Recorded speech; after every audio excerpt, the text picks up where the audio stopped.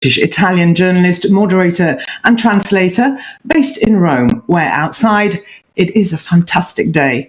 Not one to be spending in the office, but we have fantastic proceedings, and so it's worth staying in to follow us. I hope you've been enjoying the forum so far.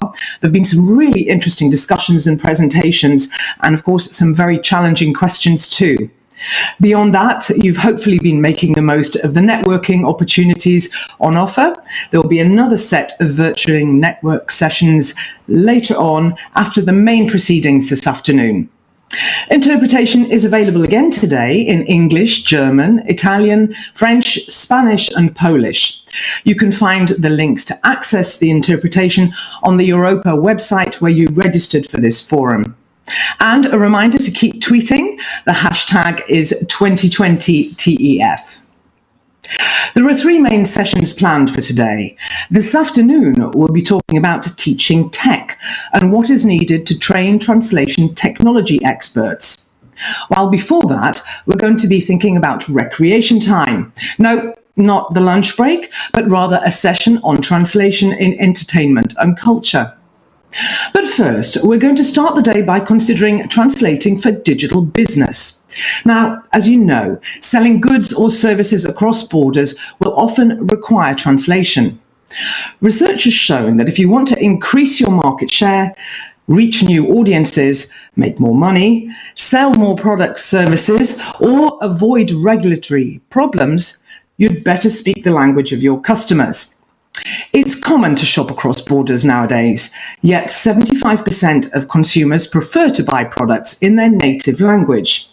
In addition, 60% rarely or never buy from English-only websites. Just consider 70% of the people who access the web do not speak English. This is at least 1.4 billion people worldwide, which of course is a huge pool of potential customers. In this session, we have experts who will share their experiences of how multilingual communication helps businesses to be successful. We have three contributors coming up. John YUNKER, who is the co-founder of Byte Level Research, has made a video contribution, which will be playing first. And then we'll be hearing from our two live speakers, who I'd like to introduce you to now. First, we have Charlotte CHEYNARD, who is Senior Manager of EU Affairs at eBay. She initially joined the company to manage government relations in France and Spain before taking on responsibility for a wider EU portfolio. She speaks four languages: French, Spanish, English and Russian. And today she's joining us from Brussels. Please say hello. Hello, everyone. Thank you, Aminda. Thank you.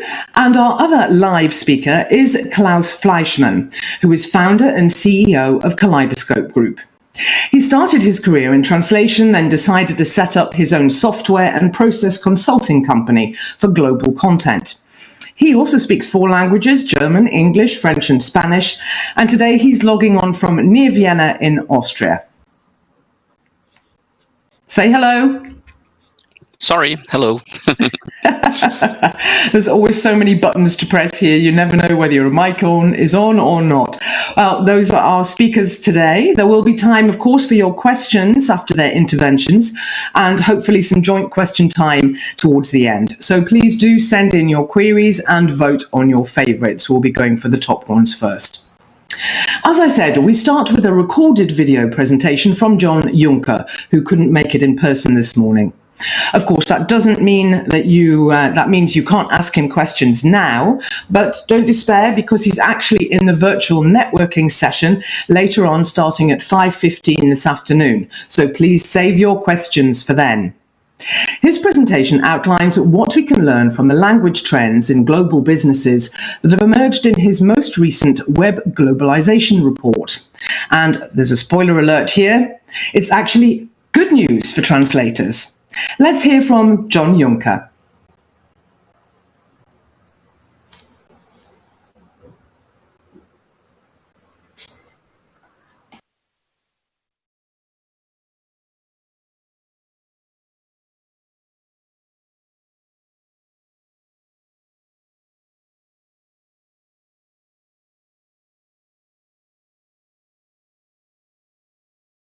companies around the world on usability, languages, design, etc. In 2003, I published the first edition of the Web Globalization report card. And this report card has grown and evolved, and we are now on the 2020 edition, of which I'm going to talk a little bit about, specifically languages. Now, the report card does not look at all the websites out there. It looks at a very narrow group of websites, primarily the leading global brands, very recognizable brands for the most part. And the top 25 you see here. Wikipedia came out on top this year, a highly multilingual website, and one of my personal favorite websites. I visit Wikipedia at least once a week. But if you go down the list, you'll notice a lot of tech companies.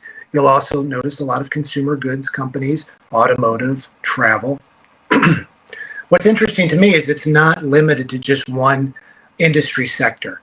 And that was one of the goals with the report card, is I wanted to include at least 20 different industry sectors, the leading global brands within each sector, so that we could look for best practices across sectors. One of the mistakes many companies make when they go global or expand their global reach or redesign their website is they look just at their competitors. And the problem, of course, is what if you copy a poor practice instead of a best practice? And the report card is focused on best practices, regardless of where they originate. Now, there are 4 metrics that determines what I call a best website. The first would be global reach, and this is languages. And to achieve a perfect score in this category, a website must support 47 or more languages. And that's a very high bar to reach, but an important one, and I'll explain more soon. Next, global navigation, the global gateway. These are the elements that a website uses to direct users to the local content. This is an area that is hugely important because when a visitor comes to a website, he or she may not know the language that they've landed on. So they need help finding where they need to go, want to go. And that's where the global gateway plays a critical role. Global mobile architecture applies to the global design templates that are used for desktop and mobile websites, hugely important, and as well as a lot of other elements that fall under there. And then finally, and perhaps most importantly, is localization and social media. This is the true never-ending journey of going global. And all of these metrics factor into those websites, those top 25 websites you see there. But I'm going to talk just about languages. Now, there's roughly 4.2, maybe 4.3 billion people online right now, and most internet users now do not natively speak English. And I mention this now because years ago, that was not the case. Years ago, the internet was primarily English speakers, and that was reflected in how companies went global. Nowadays, English speakers make up just 18% of all internet users, and this slice of the pie is shrinking. Chinese is the dominant language. And as we move around this pie chart, you'll see the largest slice is all other languages at 25%. And the reason there is this large slice is each of those language slices gets so small after Persian and Tamil that I can't display them all clearly.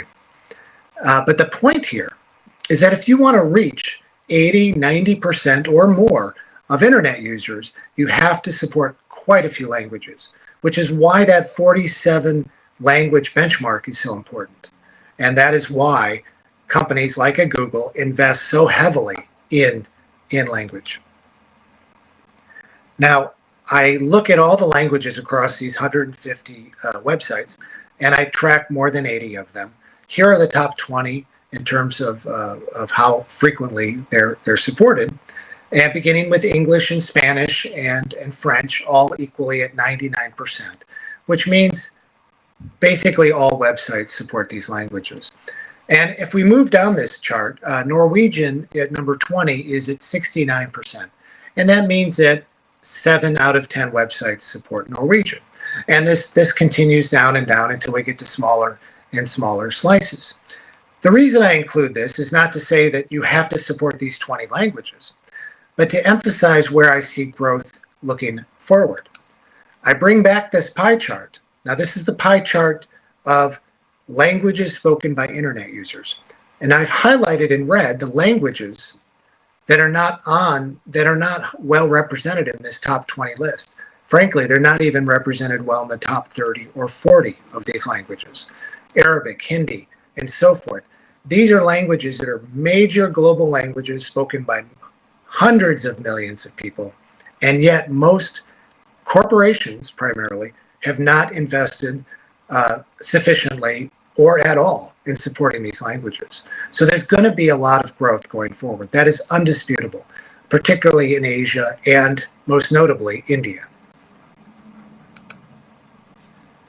Now, based on the report card, the average global site, and I put global in quotes because this is a narrow subset of websites that I look at, supports 33 languages.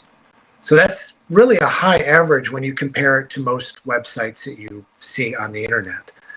But it represents great growth from 10 years ago, more than doubling. And in terms of growth, it has slowed a little bit over the years, as you can see.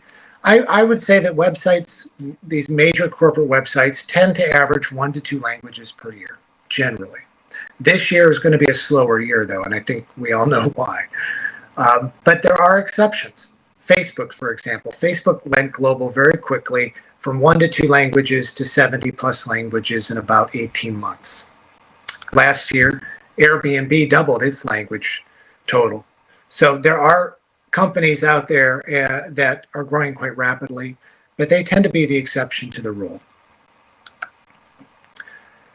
However, most websites, even though the average is 33, even within the report card, there are a lot of global brands that support 15 or fewer languages, such as Four Seasons, Tiffany, and Burberry, all widely recognized global brands that have really, I would believe, what I would say have underinvested in languages. There's a lot of growth in the future as these companies continue to respond to customer demand. And that's ultimately what it's going to be driven by, that customers are going to say they want to see their language supported and will reward those organizations and companies that support them. So looking ahead, I want to take a little bit of a detour here because it's somewhat related to language. Flags. Flags are often used for 2 things incorrectly. First, flags are often used to indicate language. And I'm sure most of you here already know that's a bad idea. But secondly, flags are often used for navigational purposes on the global gateway. And what I have here are a before and after screenshot from Apple. For many years, Apple used flags for its global gateway. Well, I'm very happy to say that about 2 weeks ago, Apple removed flags from its global gateway. It's a very smart move, not because I hate flags, but because I don't believe flags are positive for users or usability, and they pose a lot of geopolitical issues as well. And I've written an entire book about that. I won't go too much more into that, but I will be at a networking session today, your time, if you have specific questions about this. One thing I really want to emphasize is that language now is becoming a feature. I'm seeing more and more companies advertise language and language capabilities, such as Microsoft last year over Christmas in the US ran a TV ad promoting its machine translation software. And Airbnb, when it doubled its language total, it did so with a press release with promotional elements to it. And that's important because language is probably the most important feature on the website, because without it, you're not communicating with your audience. And it's really important for companies to promote this when they've invested in this. And it's also good for those of us in the industry to see the value that we're bringing to these organizations. That said, there's still a very significant language gap, a gap between demand for language content and what is being currently supported. And what I've put together here is Wikipedia to illustrate how many languages Wikipedia supports at roughly 300. And then I have global brands at 33. This is from the report card, so that's the average. And then I've included small to medium-sized enterprises at roughly 10 languages, which is a bit generous.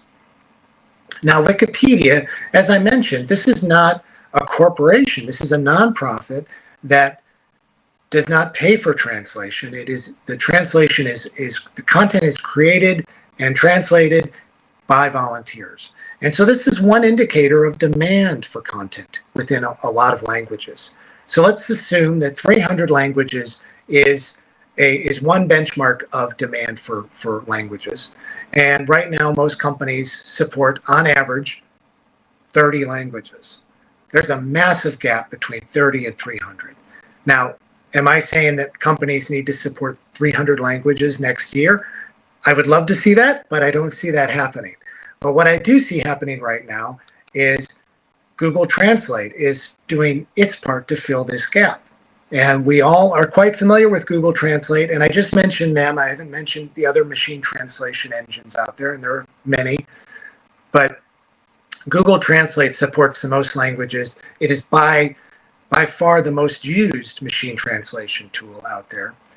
And it is providing a service, and an important service. And what I believe is it is actually helping generate more demand for language content, professionally translated language content. So machine translation, I am a huge proponent of machine translation, not because I think it's going to put translators out of work any more than design software put designers out of work.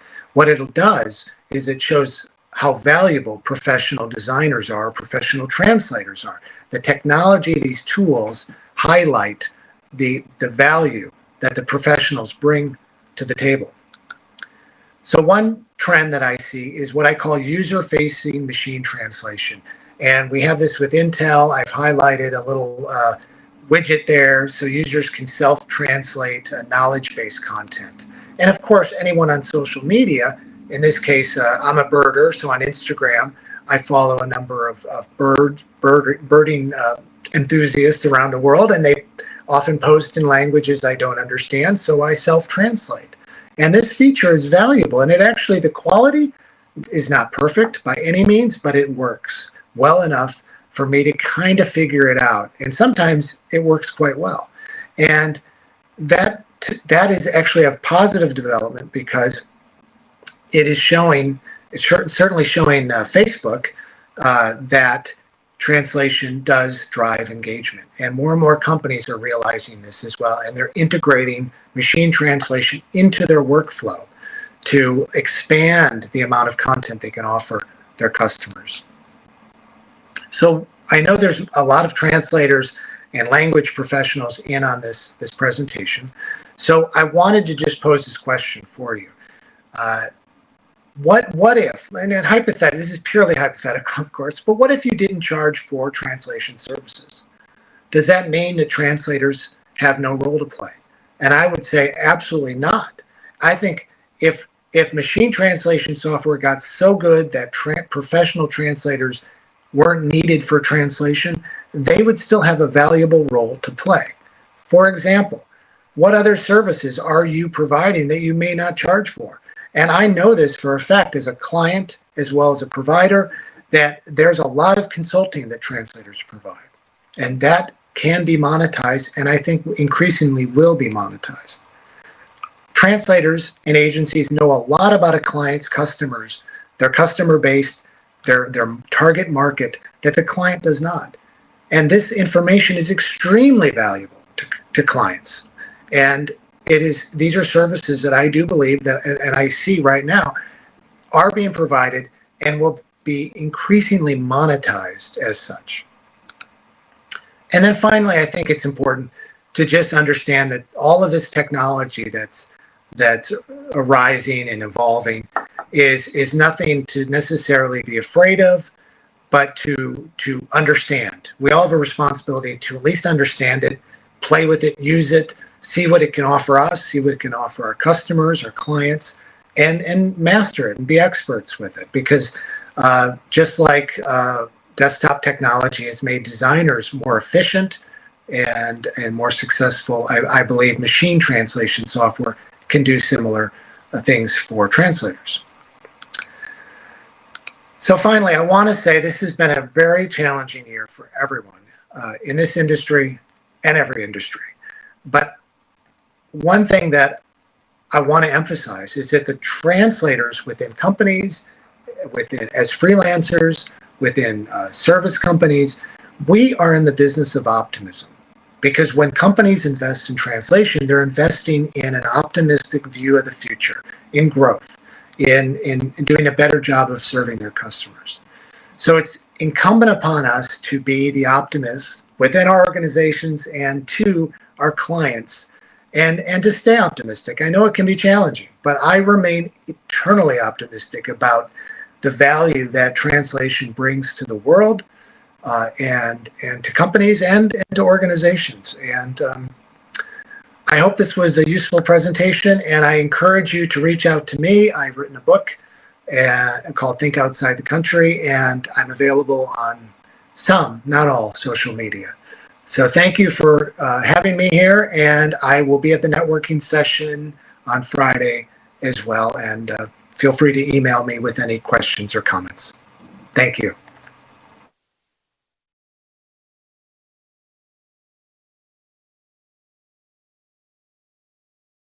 In fact, I think it was answered at the end of the video what the name of the book was.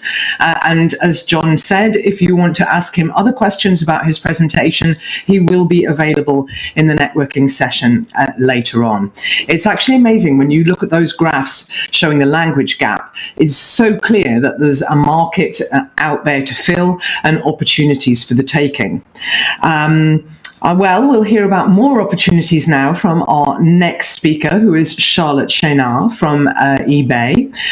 Before we actually go to her, I'd like to see how many of you actually have first-hand experience of her domain. We're going to have a poll. And of course, if we have a poll, we need to have Margit. Hello. Hi, everyone.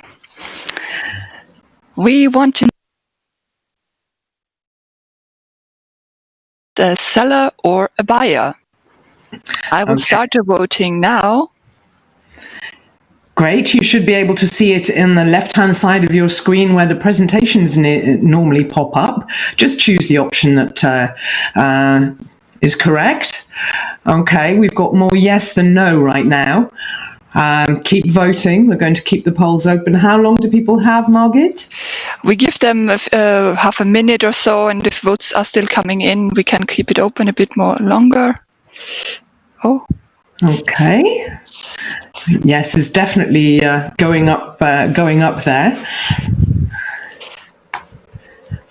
I wonder if it would have been different if we'd have asked for either buying separately and selling.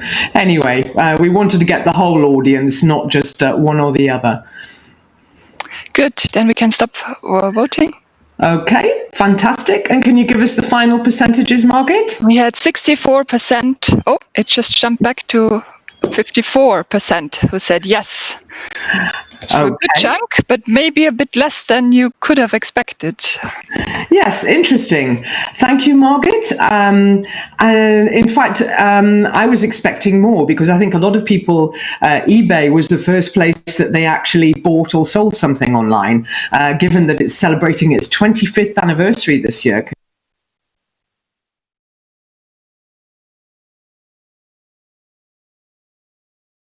Work and how the provision of language services helps small sellers go beyond their local reach, something that is actually helping businesses to stay afloat right now in these times of pandemic. Charlotte CHEYNARD, the virtual floor is now yours.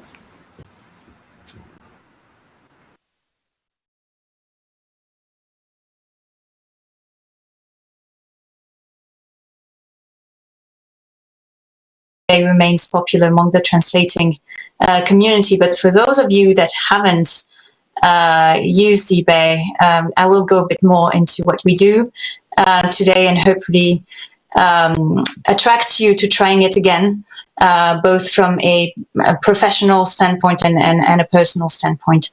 hopefully. So let me start now to explain a bit more about how we can help and how we concretely help businesses on eBay with their translating needs, because I know that is what is most interesting to you today.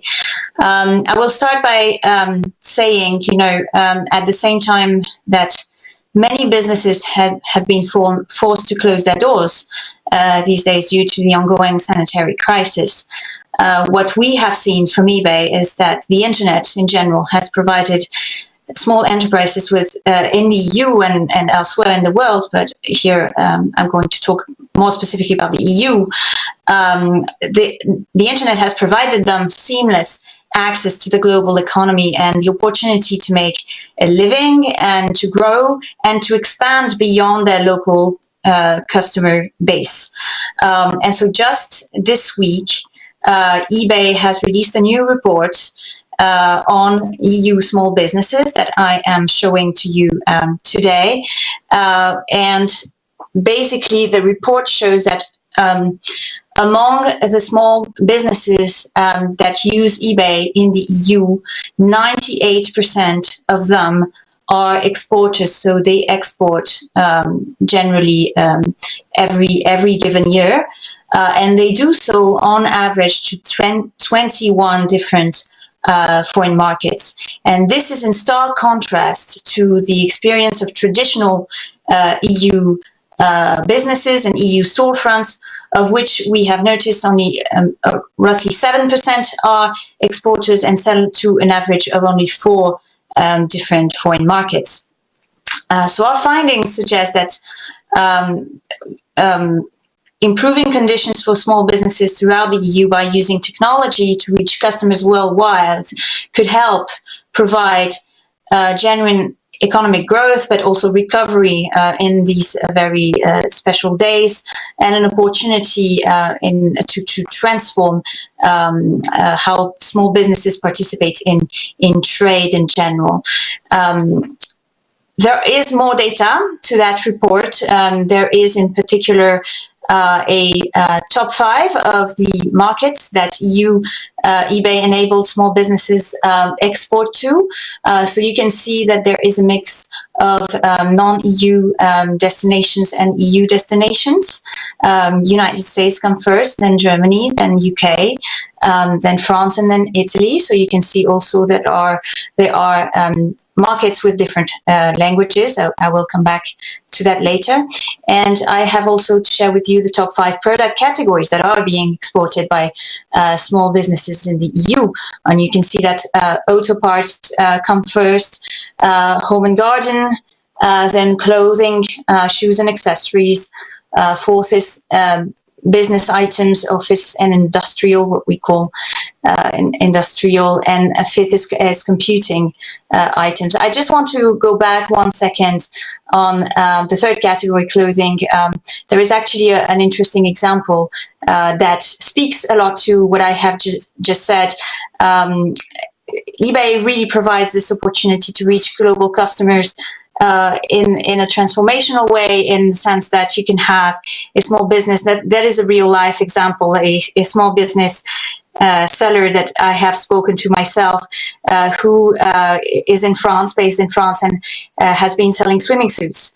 And the small business owner has realized that eBay enabled her to sell swimming suits, which are a very seasonal item, but she would sell them in counter-seasonal way to Australian customers, thanks to the seasons being different in the southern hemisphere. So year-round, she can get more opportunities to grow her business that way.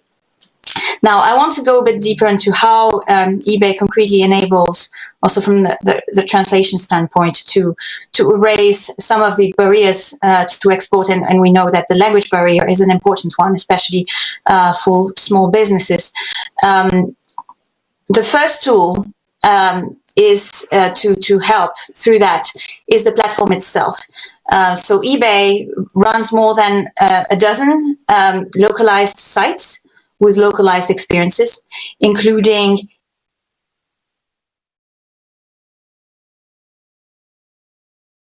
the market, and a selling environment with dashboards and tools in the language of the seller. So it is essential. It is an essential component to giving trust for buyers in the shopping experience, because they are in this environment they know, that they are familiar with, and it is in their local language, without at the same time creating an additional burden on the seller, which would be the case, for example, if the seller decided to build their own website. They would have to build that capacity that actually John commented in his video earlier. And for a small business, it is obviously a bit more complicated, as we saw from his presentation, actually, than it can be for a bigger business. So we at eBay, we take that a bit upon ourselves to do that for the entire selling community. Let me speak a bit more for a second about the journey that is exporting on eBay for an average small business seller. So the small business seller will usually go to the localized sites that they are most comfortable with, the language that they are most comfortable with, of course. And when they will go to publish a listing, what we call a product listing, they will enter all sorts of information about their item. This information will be both things that they will have to write themselves, so item description, and I'll come back to that later, how they can translate that content. And it will be also a lot of drop-down menus to select from. For example, they can choose their item condition, whether it is a new item, a refurbished item, a second-hand item. This will appear as a drop-down menu. They will select it, and that will be automatically translated in the localized experiences all over the world. Then it is, again, all down to the choice of the seller, because ultimately, at the bottom of this product listing flow, what they will choose is the countries, the markets that they are capable to deliver to. They will select that also from a drop-down menu. They can also select that in a negative manner, so they can introduce exclusions rather than a list of countries to deliver to. What we see is the traditional experience of a seller on eBay is that they will generally open it to the entire world. They will see where their customers come from in a sort of test and learn pattern. And when they will see some demand coming from this or that market, then they will focus a bit more of their efforts, including marketing efforts, towards those customers in those markets. But at the start, they usually open to the entire world. Once they have done that, once they have selected the markets to which they sell, they can deliver. They post a listing. The listing appears automatically on all the eBay localized sites where they have indicated that they can ship. And where there are no eBay localized sites, where ebay.com is the global experience, the customer can also indicate where they are with a postcode and the country, and the combination of the two will filter their results, and they can only see, of course, the items that can get delivered to them. And of course, and this slide speaks to that, the help and the journey extends as well throughout the customer experience. So in case there is a problem with a certain transaction that has happened, so once an item is bought, and for example, the buyer has an issue with the item, but the seller and buyer don't speak the same language, we are again here to help. We have customer service in a localized way as well, so we are able to provide customer support in different languages to support these small businesses in resolving the majority of their issues that can happen around the transaction. The second tool that I wanted to talk about, this goes more into how do I make sure that all this information about the items that I introduce myself writing on eBay, how do I make sure that it's accessible in the local language of the buyers? This second tool is partnerships with specialized translation companies. And at eBay in particular, we're proud of our partnership with WebInterpret, with a company called WebInterpret, whose benefits are open to all our sellers at no extra price. So they basically sell on eBay, and this service is accessible to them at no extra cost. So this is an extra boost to their international sales, because indeed for all these fields that they have to write on, to all these details that they have to write about their items, they can do so in their local language, and then WebInterpret can step in and automatically. So I understand I'm not working for WebInterpret myself, but I understand it's a mixture of automated translation and human translation. And so they will then translate the content of the listings, and the listings will be automatically enabled for display on eBay international sites. And so at the moment, we have 7 key eBay international sites that are covered by this partnership with WebInterpret. This is the United States, France, UK, Spain, Italy, Germany, and Australia. And clearly, access to such a service would probably, again, not be possible for most smaller businesses if they were to approach these specialized companies on their own. Instead of eBay basically pooling together the forces and the strength of its global seller community and going to negotiate this partnership for them. So this is basically all that I wanted to present to you today. Of course, I highly welcome all of your questions, and I'm going to give the floor back to Aminda. Thank you very much.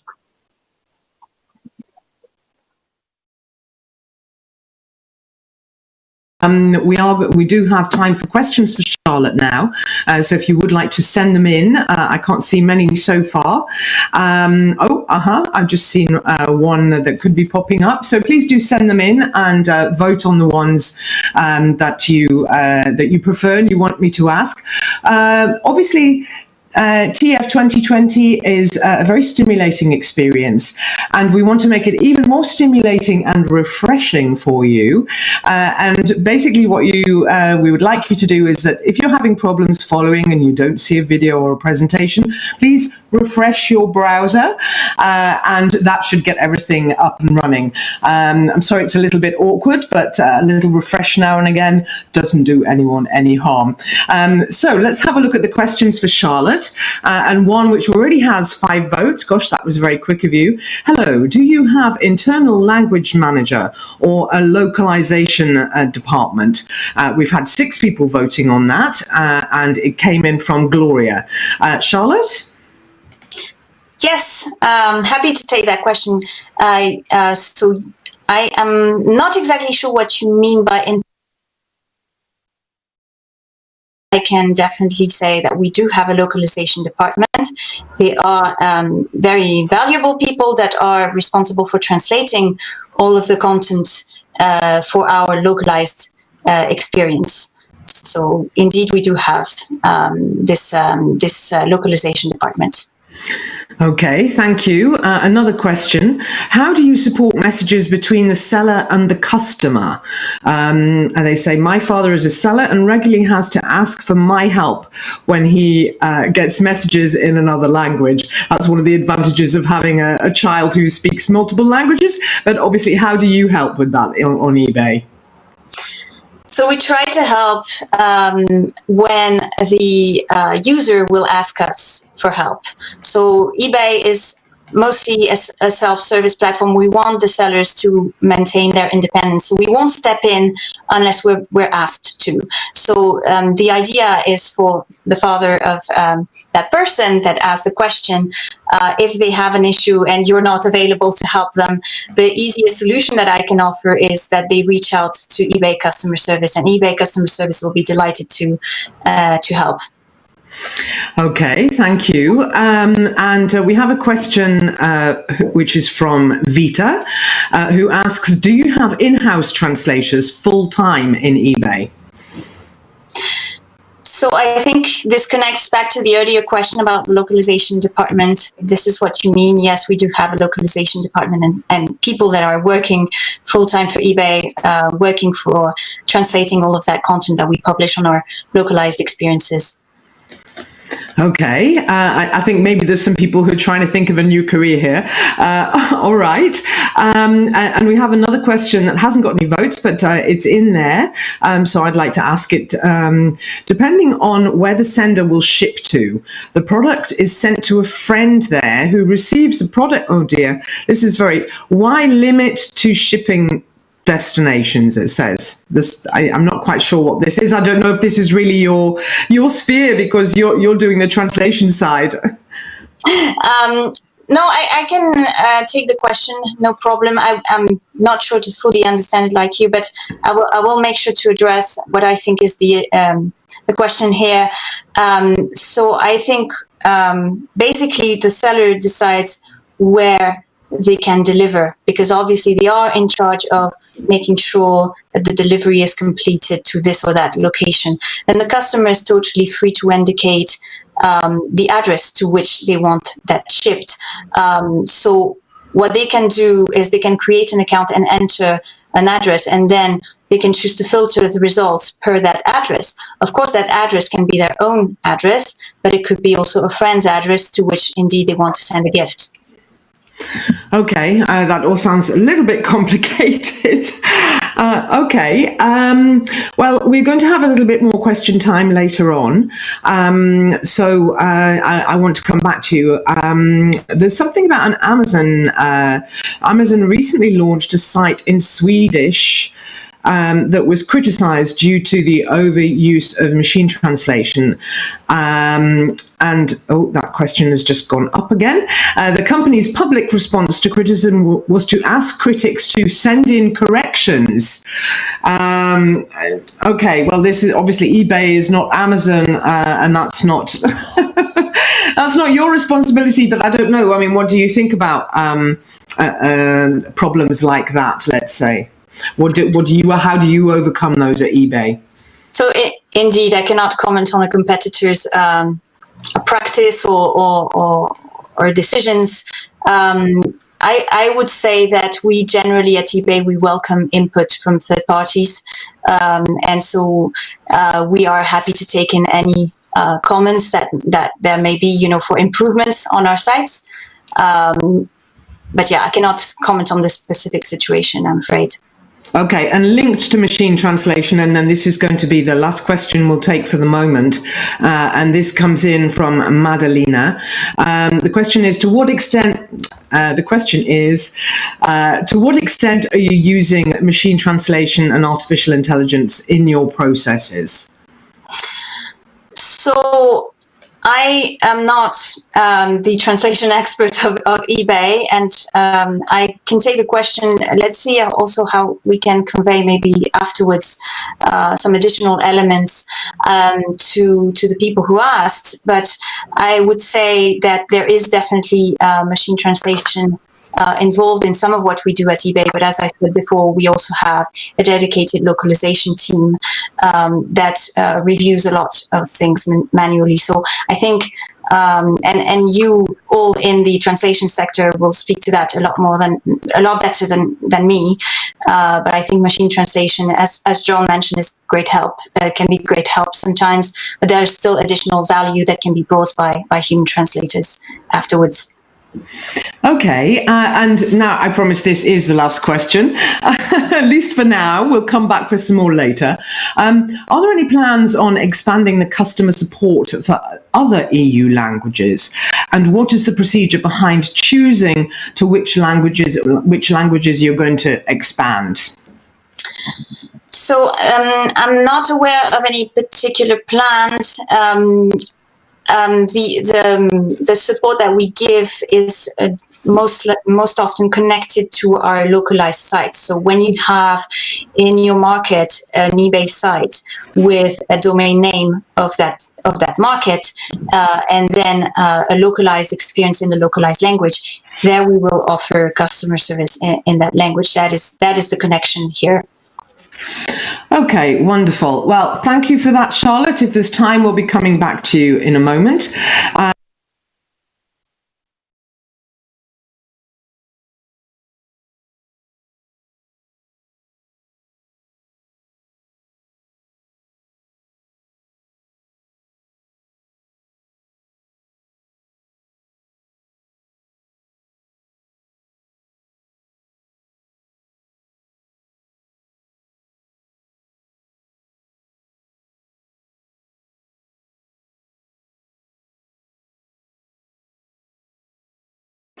So yes, I have made the poll visible. So refresh now to see the poll.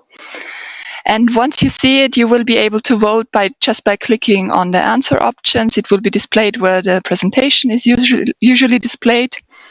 And if you're all well refreshed now, I will start the voting. The question is, are you more likely to purchase a product if the information is in your language? Yes or no?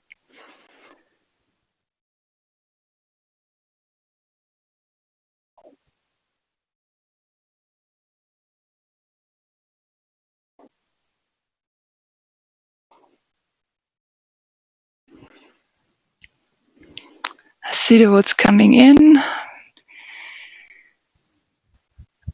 We'll wait a bit more, I think, because some people may still need to refresh. We only have 10 votes and it says 100 people are in the session. So there is a mismatch.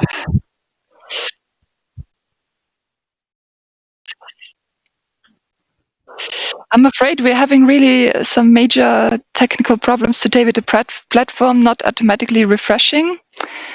So does anyone still want to answer?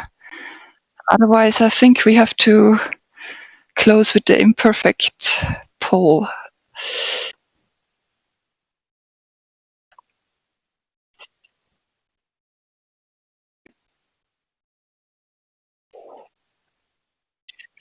I think so. Yes, I'll close it. It was 80% for option 1. They were obviously more likely to buy.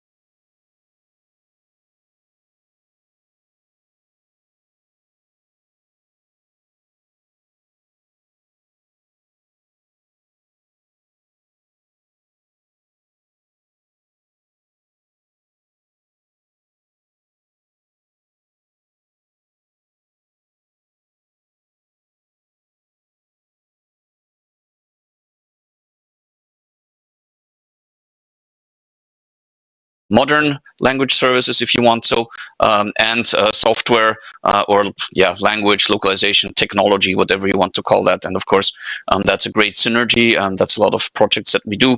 And we like to think of ourselves as language solution partners. So LSP traditionally means a language service provider, but it could also mean language solution partner. And one of the takeaways from my presentation, I think, is that LSPs should start thinking of themselves more as a solution partner than really only, quote unquote, a service partner. So what is digital business, and how is digital business and the digital world different from the traditional world? I want to share a short story that actually happened to me not too long ago. So I woke up one day and had a horrible nightmare. My coffee machine was broken.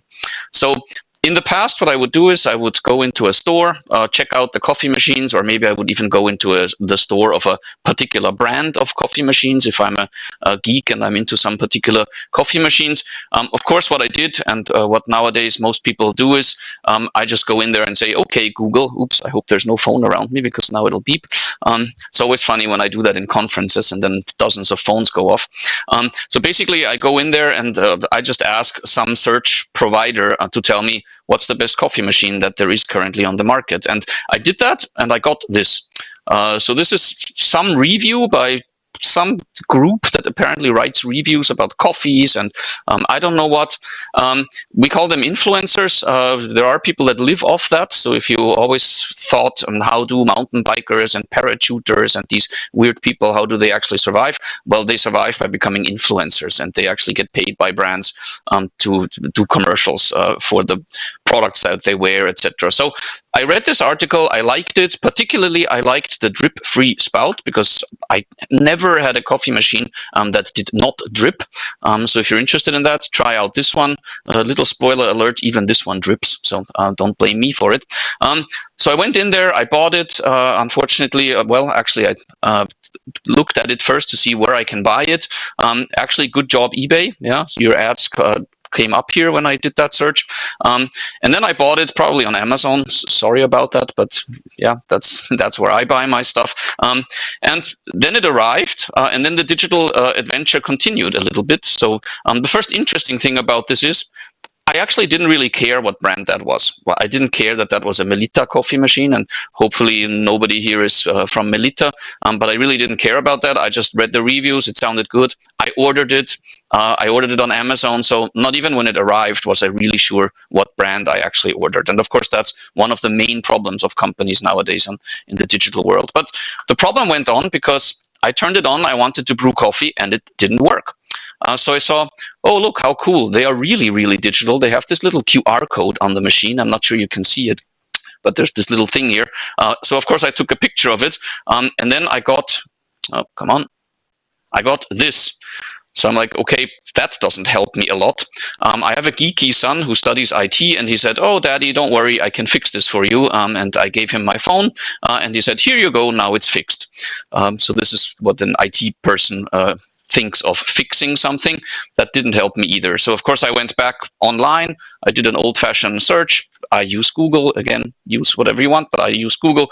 And I saw, oh, how cool. They actually have their user manuals online. I clicked on this, hoping to get to my coffee machine, but instead I got to like the main entrance page of all the Melita products that exist. Of course, I had no clue which brand and which model my coffee maker was. I just bought it on Amazon. So I had to go figure out the model number, and eventually I actually found the correct user manual. But guess what? You couldn't search in it. So I could print this because it has all the printing features in here, but I couldn't actually find anything about how to set the timer or what to do. So at this point, my digital native kids took over and said, Daddy, that's not how we do it nowadays. And they used a different search engine. Young people use YouTube as a search engine, not so much Google. This is for old-fashioned people like me. And they actually, within just a minute or so, they found a video about how to put the Melita coffee machine into operation. And at minutes 2.23, it actually told me the first thing you need to do is you need to set the time. As long as you don't set the time on your coffee machine, you cannot brew coffee. Go figure. But it's still considered the best coffee machine out there. So what am I trying to say here? Well, it's a big problem nowadays for brands and for customers to be able to control what's called the customer journey or the customer experience. So their question is, how can I get customers onto my content? So if somebody Googles for best coffee machine, if I'm Melita, for example, or whatever other company, I want people to find my content and not somebody else's content. And of course, this also is true for localization. We already heard a few figures around that from John. I use a little bit different figures. I use the sources here on the right-hand side of the slide. I use Common Sense Advisory as a source. And actually, they found quite similar to our vote. We had 80% of you that are more likely to buy a product if the information is in their language. Common Sense Advisory said, well, it's a it's about 75%. And a few other details. And interestingly, I very often, I work a lot with companies, obviously, not so much in the business to consumer markets. And they say, well, this is true for B2C. Of course, they Google, etc. But a corporate purchasing officer will not use Google. Well, that's actually incorrect, because in the corporate purchasing environment, it's actually even more. 84% of corporate buyers are more likely if they can research. So that shows you also on that level, people go research online before they actually buy. There was an interesting answer to my poll also, which said, well, it depends on how good the translation is. A little bit, but as you can see, 51% of the corporate buyers actually prepare a poorly translated website over just an English one. So that's also interesting. Even bad translation is better than no translation. Of course, this is not data that will help us in our profession, but it's still an interesting fact. And also, if you think about machine translation and what was just previously mentioned about, or actually, I think also John mentioned that about using Google for yourself to, because consumer-facing, user-facing, that's typically preferred to have the website in some other language or something you don't understand. So a little bit of interesting data. But then again, so this is what you should do. But then if you look at the real world of how companies, global companies actually do business, and of course, this is not the eBays, etc. of this world, but there are other global companies. So it's actually interesting to see that 60% of global companies actually do not have a multilingual marketing strategy. So they don't think about how can we market in many languages.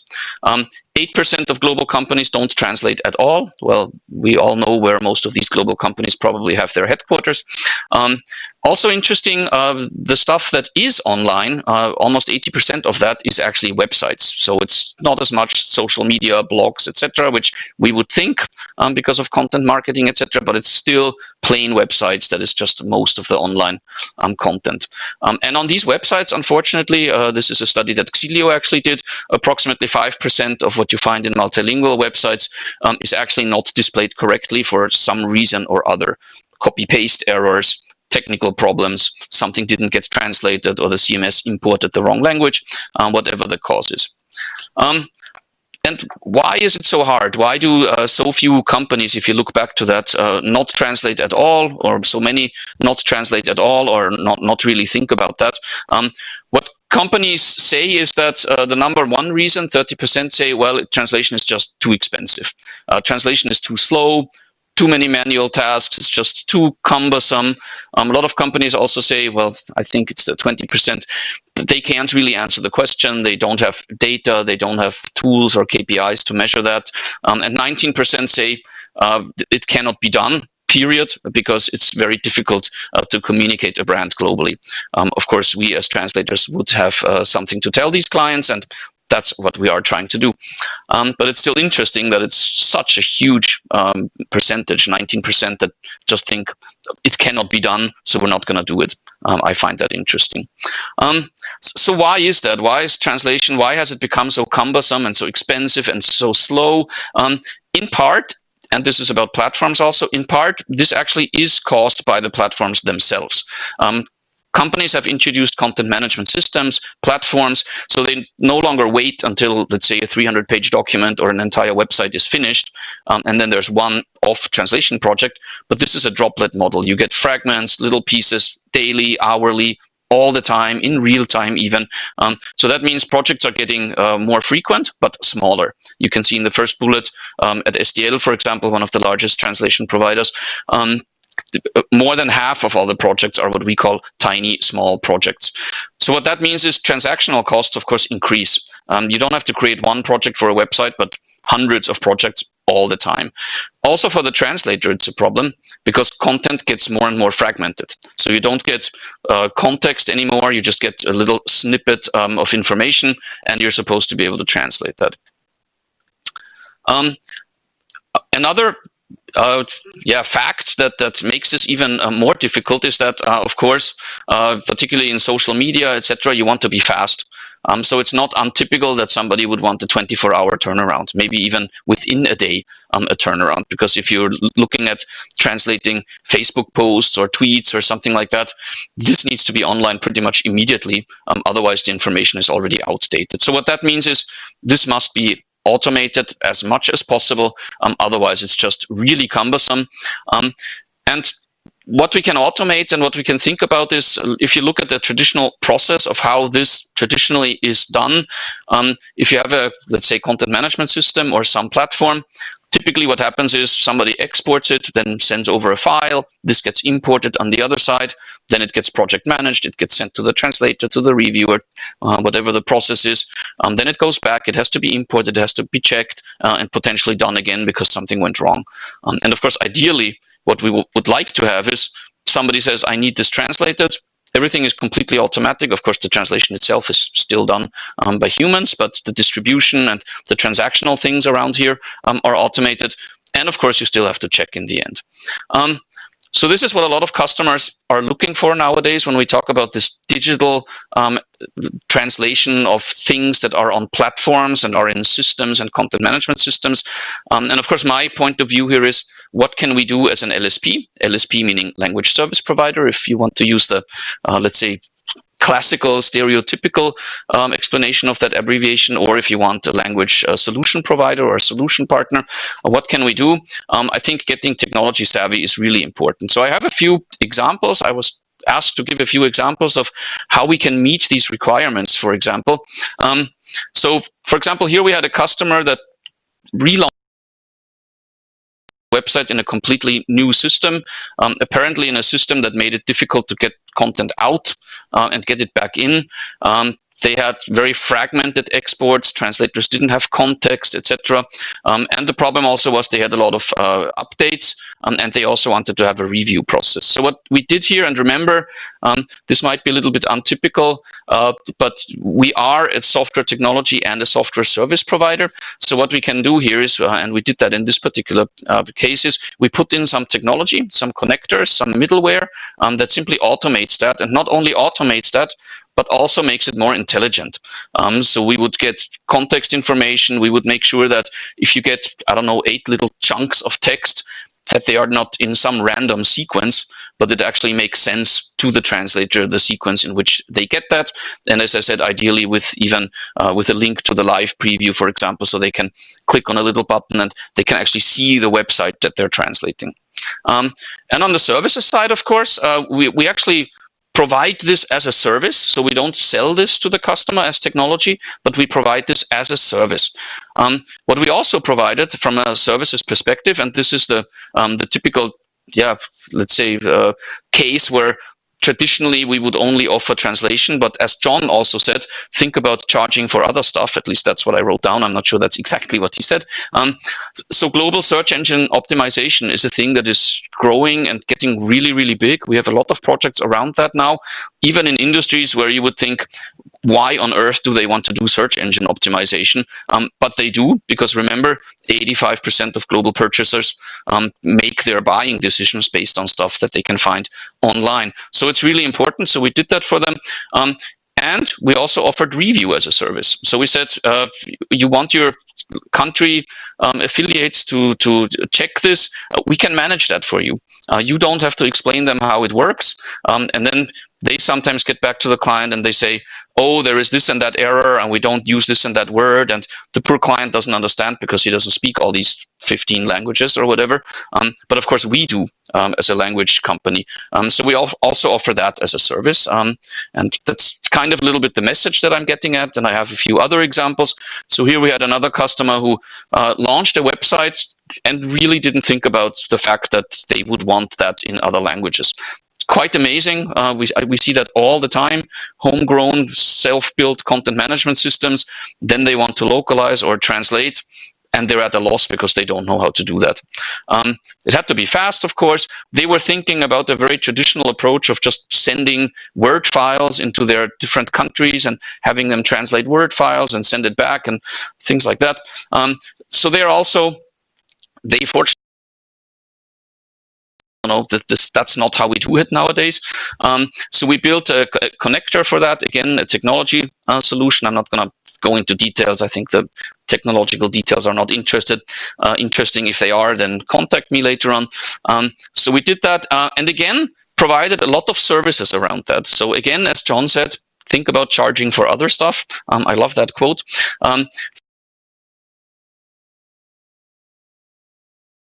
Terminology, and they agreed amazingly. They were very mature and listened to us. So we started with a terminology approach. We built translation memories from stuff they already had. We did global search engine optimization to make sure that that's also a part of the terminology.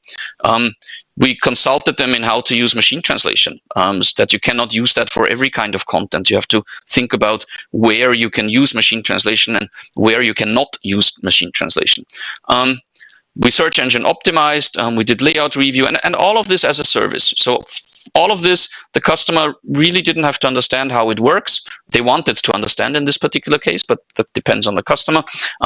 We just take care of that as a service for the customer.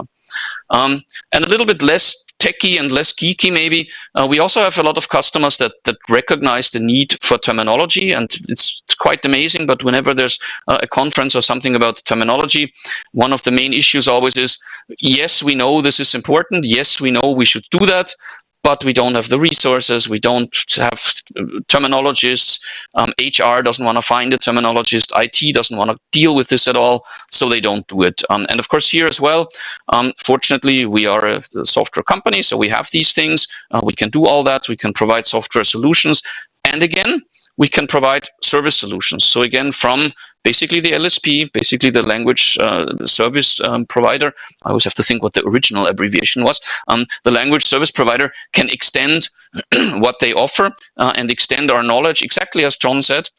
We know how to do it, we have the experts, we have the global networks, we can help you do that. And that's what we do, and we try to really sell this very proactively, following John's recommendation, which we didn't know at the time. We call that managed services. So similar to traditional managed services, where you say, well, I have an office building, but I don't want to deal with getting, I don't know, toilet paper all the time. So somebody does that for you. And we do the same. So we can say we can help you with quality management, for example. A lot of customers struggle with quality management. They say, I get comments from my target markets that say your translation is good or bad, or I don't know what, or not usable, or who knows what, but we really don't know how to manage quality in an objective way. We can help because we know how to do that. Or machine translation, another very good example. A lot of voices, or when I also discuss on a personal, on my private time, people often ask me, will you actually still have a job in 5 years because machine translation is so good? And I say, yes, we will, because we will help customers deploy their machine translation engines, because customers, again, they know they need to do that, but they don't know how, they don't want to deal with it, so they're going to outsource that, and they are outsourcing that to somebody else. We do that. I think I'm still okay on time. Our principles here is we do that on a subscription basis. So it's kind of like when you have, I don't know, a Netflix subscription or a Spotify subscription or something like that. You can have this service level or that service level. And what that also helps us, it helps us getting away about talking about words. It's always been a problem for both translators and translation agencies, LSPs, but also for clients. Because even though you have a great relationship with your LSP and with your translators, it happens all the time that the purchasing department comes in and says, oh, but these people are charging you X amount of cents per word, and I found somebody else who charges half. There's always somebody else who charges half, by the way. And as long as we talk about words, it's going to be really difficult for us, but also for the client, because they do want to work with the high quality people. That doesn't mean that expensive is always high quality, but it is kind of an indication normally. And when you talk about solving problems like getting the website stuff localized at all, you are no longer talking about just words. You're talking about completely different things. We try to offer this at fixed monthly rates. That's also important for our customers, so they know how much this is going to cost. But similarly, like with Spotify, sorry, we have a fair use principle. So it's okay if we do a little bit more one month and a little bit less one month. But if it's always more, then we will eventually talk about that. And it also means that we might make less money on it, but we make definitely a higher margin on it. And at the end of the day, as a business, that's actually more important, that you make a good margin. It's useless if you translate lots and lots and lots of words, but you actually don't earn any money with it. So it's better to earn a little bit less maybe, but have a higher margin on it. And getting towards the end, it's good for both of us, actually. It's good for our clients because they can get these processes done with that otherwise are just annoying. They can save money because they reduce their own transactional costs. And of course, they can focus on what they want to do and not focus on connecting the CMS and doing terminology and doing search engine optimization in 10 languages, etc. They can focus on what they do, which is normally the source content, at least our direct customers, or the marketing campaigns or whatever, and we take care of the rest as a service. An interesting side note, by the way, and I think this is also something that John touched upon, is for us this is also really interesting because it's an exciting career path for our employees. So traditionally, most of our employees are project managers.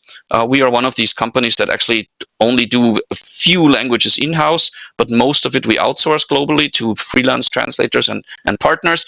And it used to be very difficult for us to offer a career for our project managers because, I mean, yes, you could become a group leader, but then that was pretty much it. And then the only thing that could happen is that I die or something like that, and then you could become a CEO.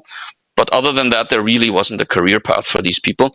And now this is really interesting. The tech-savvy people, the young and modern and more digital people, they see that as a really exciting career path. So they would go into, for example, becoming an SEO specialist, or terminology is something that a lot of our people really enjoy doing, or they get into connectivity, for example. So this is interesting. Also, some of the challenges internally, it truly is a challenge for us to find people. So this again for the audience, and I know typically there are a lot of young people, translators, interns that might still be thinking about what they're going to do in their life and in their career. This is really interesting. It's super difficult to find people. So if you are tech savvy and you know a little bit about IT and software and stuff like that, and you're also into languages, then you definitely have a niche. So for example, machine translation engines or training machine translation engines, that's something that there's really not a lot of people that know how to do that.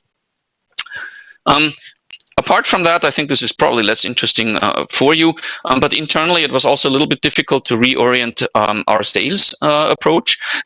And we are struggling a little bit to make our project managers confident to offer these services to the clients, because of course it's new. Of course it could fail. So we could go into a project, say we want to develop a connector for their system so that everything is easier, and it might actually not work. And that's something a project manager doesn't want. They are happy that their processes work, even though they might be, it might be possible to have them faster or I don't know, with less manual steps. But it's unsure whether it'll work. So this is a little bit difficult to how to like take this fear off them. And also on the client side, it's a totally different kind of person that you talk to. So for us, it was also interesting to find out, how do we find these new people inside the clients? How do we talk to them? So basically learn another language, even though of course it's the same language, but learn another way of talking about these things. So that were some of the challenges that we had to overcome. But yeah, I think a big message that I'm trying to put out here also is this new, let's say, digital platform kind of translation, which is difficult. It requires a lot more tech savviness, but this definitely is a career path, and there's not a lot of people that can do that. So I think this is one of the options, of course, that you have as a translator who says, well, I think only translating is not what I want to do the rest of my life. Then maybe think about that. And with that, I'm at the end of my presentation. I hope I did fine on time. And back to you.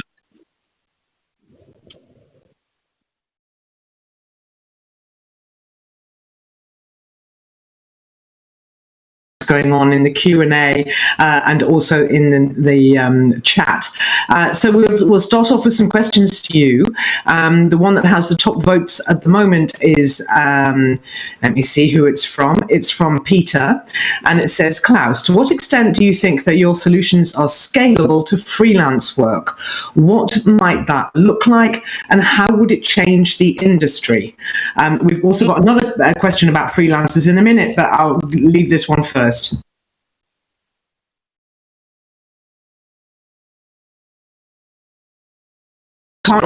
Yeah, I'm struggling again with my microphone. That's like, I don't know. We can hear you now. It's okay now. Yeah, but it automatically mutes me for some reason.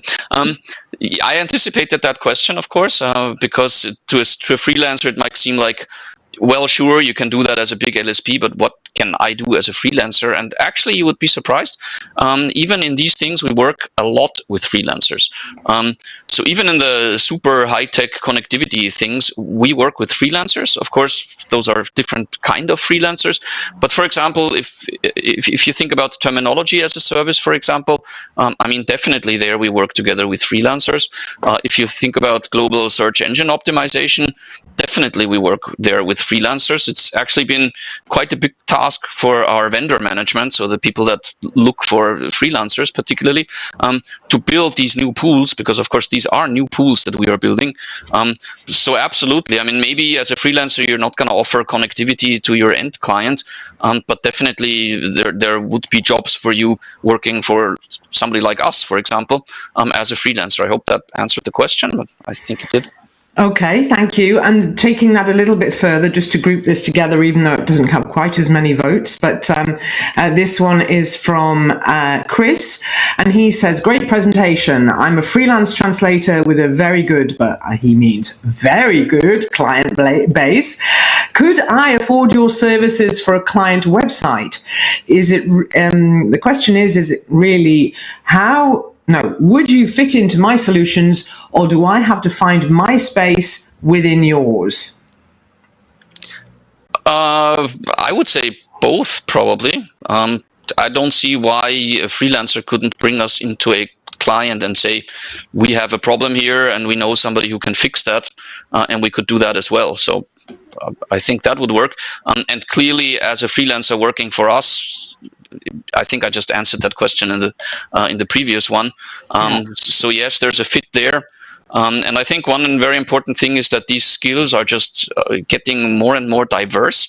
And I think as a freelancer, it has always been very important for freelancers, even only, quote unquote, only freelance translators, to be very specialized, I think, in order to find a place in, let's say, a translation agency or an LSP, and work for them as a freelancer. Because, of course, if we look for something very, very specialized, it's a lot more likely that we will stumble across somebody that has that specialization. So if you are somebody that, I don't know, has a strong background in terminology, for example, then definitely you should put that on your resume and let everybody know that that's actually what you really enjoy doing. Or, I don't know, keyword research in a particular language, or even writing. I mean, even creating text. I also see that our customers are requesting that more and more. So it's not even, we want you to translate our social media feed. We actually want you to write our social media feed. So even that could be interesting. Very interesting indeed. It's good to hear about all these opportunities that perhaps people may not have thought about before. I hope it's stimulating people. Sandra has asked, where do linguists train to teach MT machine translation engines, universities or in-house? And can you give a bit more detail about that? Yeah, so I think there are not very many universities that teach that. I know that universities are starting to put that into their curriculum. Of course, I don't know all the universities worldwide. I do a little bit of work with universities and teach there here in Austria. And I know that in Vienna, they're building a course that is focused on that. I think it's called, I'm not 100% sure, but something like multilingual technologies or something like that is the title of that course. So definitely universities are going into that direction. But of course, a lot of that is also in-house. A lot of that is in-house because translation engines are very different. Client requirements are very different. So, of course, we have a lot of on-the-job training for that as well. And perhaps that's another area where a translator could become a trainer, training people to do this. So yeah, absolutely, absolutely, yeah. And as a little aside note, if I may, I'm not sure if I can like hijack time here, but I personally try to be a little bit of a missionary always, and I try to say post-editing machine translation as the job that a lot of translators simply never enjoyed doing. I think that is going away a little bit because it's getting more into, I personally like to use the word tuning. We are discussing it internally, whether we should stop calling it post-editing machine translation, because it has really changed. The task that you do is really entirely different nowadays, because what you do is you look at output. Yes, of course, you do review, but if you find an error, what you do is you try to figure out, well, how did that error happen? How can I prevent it from happening before? So it's actually, again, so it's actually interesting work. It's not this, let's say, tedious fixing garbled translation to sound natural, but it's actually really interesting work that requires a lot of thinking and understanding, and it's challenging. So I think we should go away a little bit from that thought of post-editing machine translation. Is actually, you can't do that very long. Of course, it requires a completely different set of skills. It's not purely linguistic anymore. Okay, thank you. Now we've had a question that's been going up and down on the voting from Schiffer, and it now has 6 votes, and it's our top question. And it says, as people buy something based on what they can find on the internet, do you say now that translation should be based on SEO approach instead? That's a very, very good question, and we actually get that asked from customers all the time, particularly taking into account that you have been doing terminology work. So we have a lot of customers that say, we have been doing terminology work the last 5 years. We finally decided we're going to call it this, and we finally have that word in all of our documentation and marketing campaigns and all over the place. And now we discover people actually don't Google for that. So now what do we do? And absolutely, I think it's very important to shift that and say, well, if you find that the terminology that you're using is not the one that's used out there, absolutely you should change it. But you shouldn't completely forget about your old terminology. So it kind of becomes a little bit of a borderline. You do want to focus and create content that is search engine optimized so that people find it. And there are clear rules to follow around that. You can learn that. It changes all the time, but it's something you can learn how to do. But at the same time, you kind of want to sneak in your own terms. You don't want them to disappear completely. So this is kind of a little bit of a borderline for customers. And maybe to answer that question also from a different angle, in my personal point of view, making content search engine optimized is our industry calls it a transcreation approach. So basically, we would translate first, making sure we use all the right terminology and the translation memories work and machine translation, etc. But then we take that output and we optimize it for search engines. So that is an additional step. And of course, you don't do it for all content. So it makes no sense to search engine optimize, I don't know, your knowledge base. But you do want to search engine optimize the important pages that, where you want people to go to. And if you look at how companies are doing that, they actually have a content strategy. They have a plan. So they will lay out even a whole year's plan and say, we have these, 15 different concepts that we want to put out there with these different keywords, and in the second week of February we're going to write a blog post about this and that, and we're going to use this particular keyword, and then 3 months later they're going to write essentially the same content but different and optimize on a different keyword. So this is something companies do in a very strategic way, which maybe as a translator you weren't aware of that so far, but I think it's definitely important that if your client is not telling you that, you should raise your hand and say, hey, we should be part of your content strategy. We cannot take a text with an Excel file and simply use those keywords in our language. That's not going to work because this is not how search engine optimization works. Okay, wonderful. Thank you for that. I'm going to bring in Charlotte in a second because I want to ask her a couple of things. But I'm just telling everyone, Haley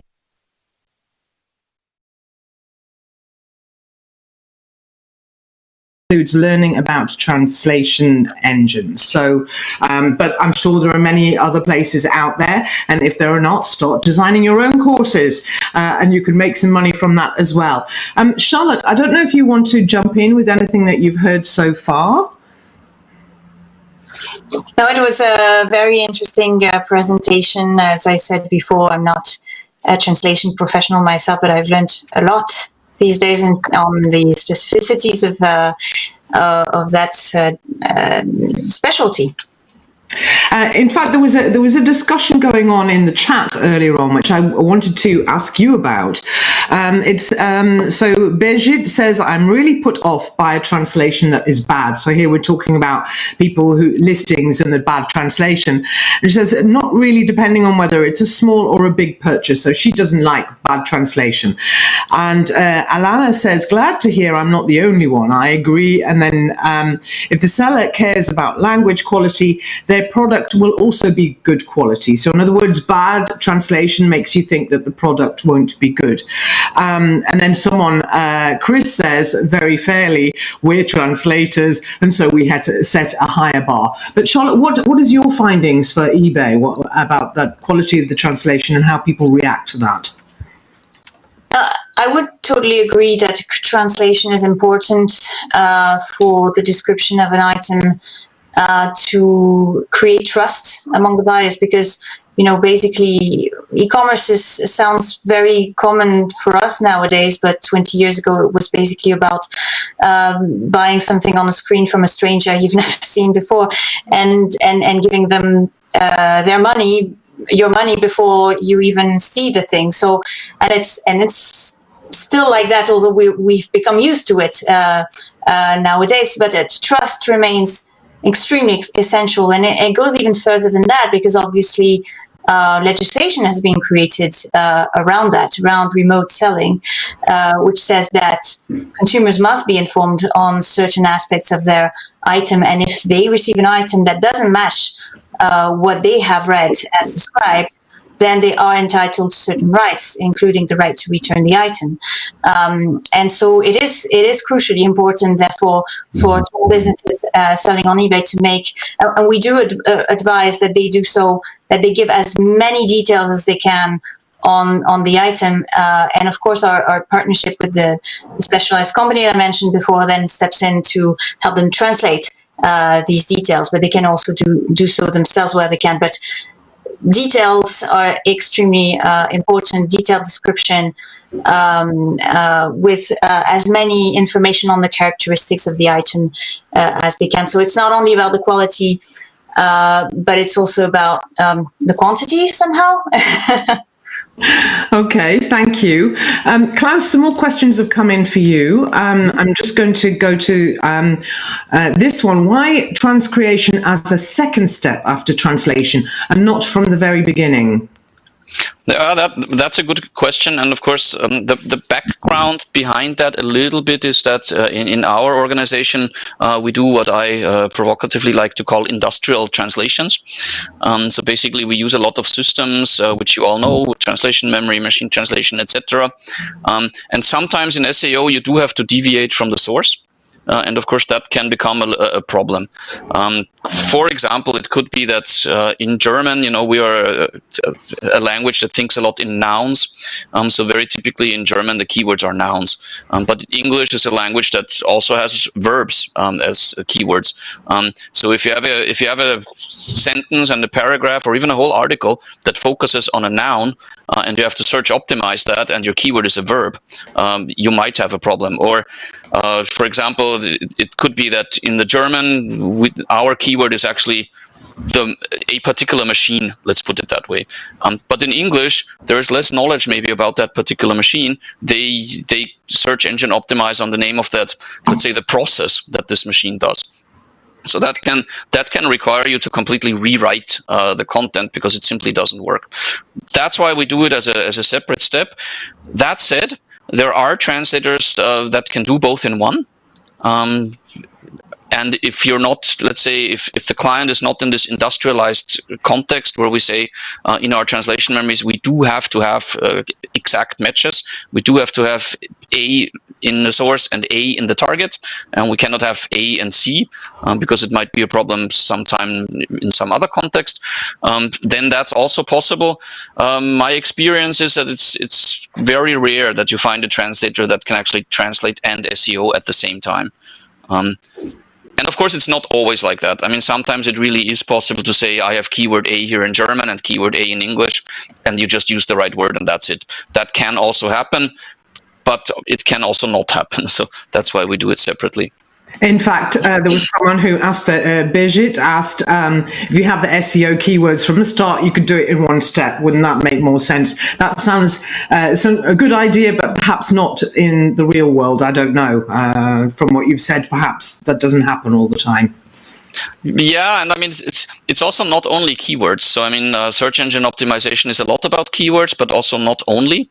You want to make sure that a lot of, for example, English speakers, they normally Google a whole sentence. So they will Google something like, how do I do this and that? Whereas a German speaker, they would just put in a noun. The noun is probably just as long as the whole sentence in English, right? But but they would Google completely differently. So sometimes you really have to rewrite your content to make it findable. Brilliant. Just to conclude, we've got some requests for information. Who's saying, and people are asking, can you recommend any articles on SEO and translation, or books, or even YouTube videos for the younger set?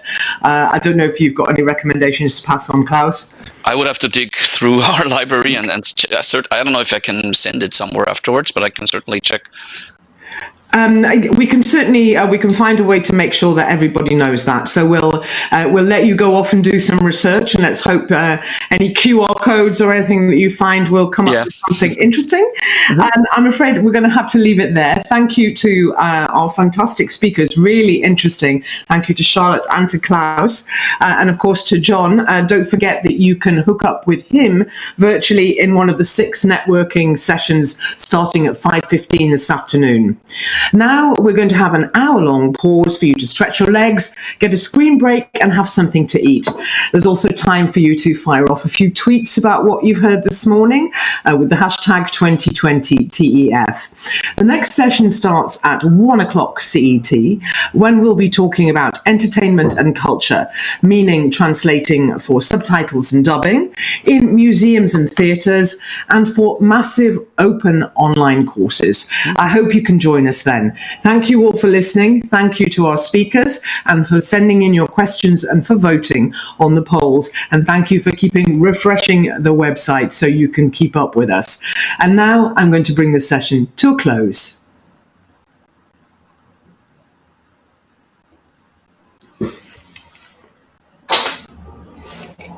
Appreciate. Thank you very much. The problem was basically, I suppose you had no problem experience. You did not experience any problems. You could see everything, right? You see, the problem was that at some point, platform stopped refreshing content automatically for participants who were viewing it on the platform there. Okay, well, I think it went really well. Thank you to both of you. Charlotte, thank you for being really good about dealing with all those questions that you may not felt